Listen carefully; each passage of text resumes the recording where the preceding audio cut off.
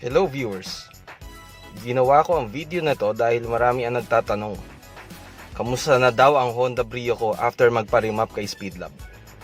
So kung titingnan nyo, ang Honda Brio ko ay yung manual version, yung base. Yan. So yung manual, ayan, yung may clutch. Kung di nyo pa napapanood ang video ni Speedlab kung saan nandun na remapping session ng Brio ko, ilalagay ko ang link sa description sa baba.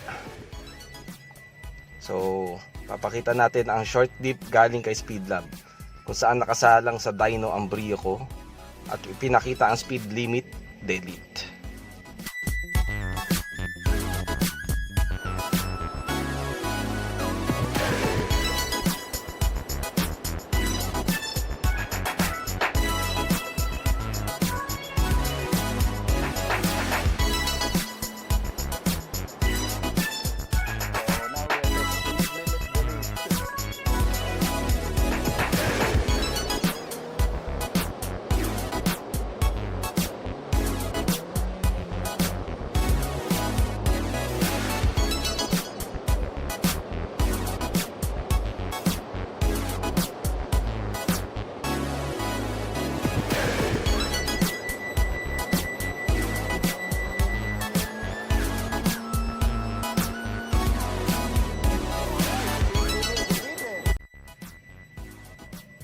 So ano nga ba ang pros at cons ng remapping?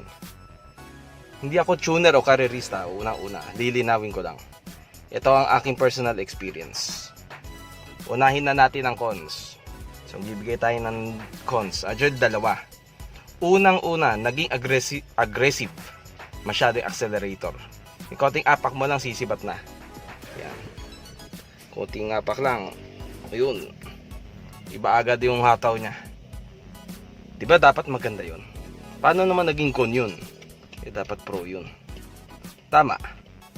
Kaso kung ikaw yung driver na hindi pa gaano sanay magmaneho at kung minsan ay nagkakamali pa rin sa diin ng apak, yung bigla kang napaapak.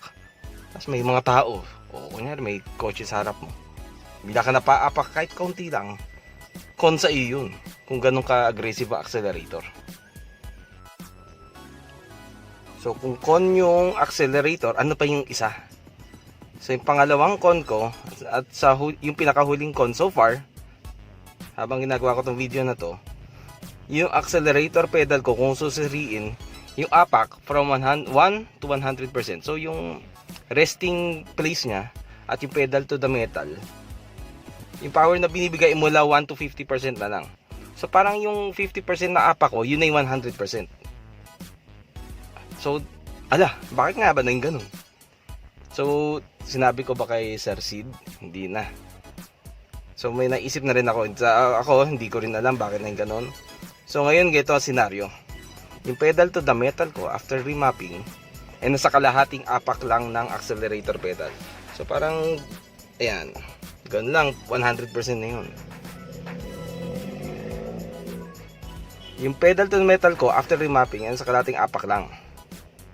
Kung lumagpas ako doon, mahina ang output. So kung 100% yung throttle, so medyo intindihin nyo na lang. So kung lumagpas pa ako sa 50% na apak sa pedal, nawawala na output. So abnormal siya. So yun ang isang con. So kunyari, overtake ka. Apak mo talaga yung gano'n, yung sagad. Tinagad mo. Lalo kung nawala na output, delikado sa iyo yun. Lalo na pag kunyari overtake ka nga, delikado yun. So ano ang ginawa ko? Ito, papakita ko sa inyo. So yan ang accelerator pedal ko. Yung matabang rubber, ito. Ito may kalso. So ginawa ko lang DIY. So kaunti lang ang travel ng accelerator pedal ko. Titingnan nyo. Ayan, 100% na yun. Pero dati dapat ganyan pakakapal yan, no? Pero dahil dyan, tansyado ko na kung ano yung bagong configuration ng pedal to the metal ng Brio ko. Tapos na tayo sa cons, punta naman tayo sa pros. Unang-una na pro, lalo na sa mga naka Honda Brio, ay tatanggalin ang speed limit na 147 kph. So lumalabas siya hanggang dito lang. Tingnan natin camera angle. Ayan. So, dun lang. Hindi pa siya nagwa 150 ha. Yung 147 lang. Actually, parang 145 lang. So, ngayon kung kailanganin ay hindi na limited sa 147 kph ang takbo. Ayan. So, nakita nyo yung video kanina na pinakita ko. So, lumagpas na. Actually, nilagay, ni-reprogram as 300 ang speed limit. Pero hindi mo maaabot yun.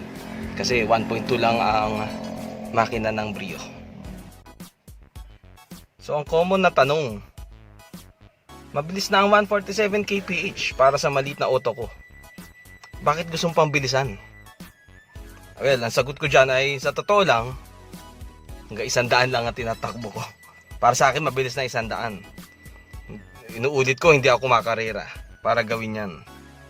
Hindi ako para subukan yung 160, 180. Siguro matagal ko rin abutin. Pero 100, okay na. So, parang bonus na lang sa remapping yon. Segundang tanong, bakit nagpa-remap ka pa kung hindi mo rin naman aabutin yung bagong speed? Diba? Tiyanggal na natin speed limit. Ba't nagpa-remap ka pa kung hindi mo rin naman hinahataw? Okay. Dahil dyan, dadako tayo sa isa pang factor ng Pro. Hindi lang naman yun ang factor ng remapping. So, meron ding isa pa. At yun nga yung isang Pro pa. Ngayon, ang aggressive accelerator. So, aggressive accelerator. So, nawalan ng throttle delay. Nawala na yung throttle delay. Kung kanina ay con ang throttle delay, aggressive accelerator, ngayon ay Pro naman. Nawala na ang throttle delay nung nagpa-remap. Kaunting apak lang, ay sisibat ka na. Sibat na hindi naman kakamot ang gulong. Ulitin ko, hindi naman tayo karerista. Uulitin ko yun, ulit. Dahil dito mas mabilis din nating maabot at ma-maintain ang gusto nating cruising speed. So, ayan, mas madaling mag-maintain ang cruising speed nung nagpa-remap ako. So, okay, may pros and cons, pero hindi ba masama sa makina ang remap?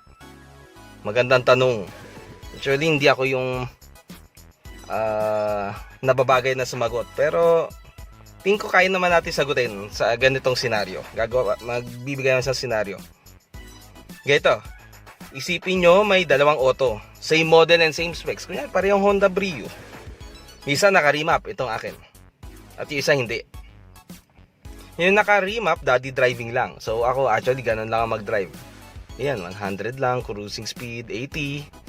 Hindi naman ako nagre-redline. Hindi mo magre-redline.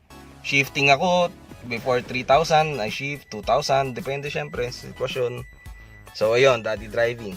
Samantalang yung isang auto, hindi naka-remap, pero laging humahataw. Kaya patakbo na 140. Nire-redline. Hindi naman yata, sabi ko hindi naman yata kaya i-redline. Pero kunyari, laging 5,000 RPM. 6,000 RPM mag-shift. So, sa tingin nyo, sino mas unang malalaspag ang makina? So, alam nyo na ang sagot doon. Hindi na kailangan maging mekaniko para masagot yun. Isa pang tanong, may in-upgrade ba ako? So, nakita nyo naman sa unang parte ng video na to, wala. Pure stock with drop-in air filter lang. So, ayun. Salamat. Sana may natutunan kayo. Or at least may nalaman kayong impormasyon sa taong nagpa-remap ng kanilang Honda Brio. Salamat. So, ano ngayon ang huling hatol ko? Magpapa-remap ba o hindi? Kayo, ano ba ang tingin nyo? Please comment down below. So, iba-iba ang presyo. Sino magre-remap? Pero tayo, since kay Speed Lab, so mas mabuting makipag-ugnayan sa kanila. So, kung ako tatanungin nyo, magpapa-remap ba o hindi? Sulit ba magpa-remap? Oo, isang malaking oo. Sulit. Ire-recommend ako ba magpa-remap? Oo, ire-recommend ako.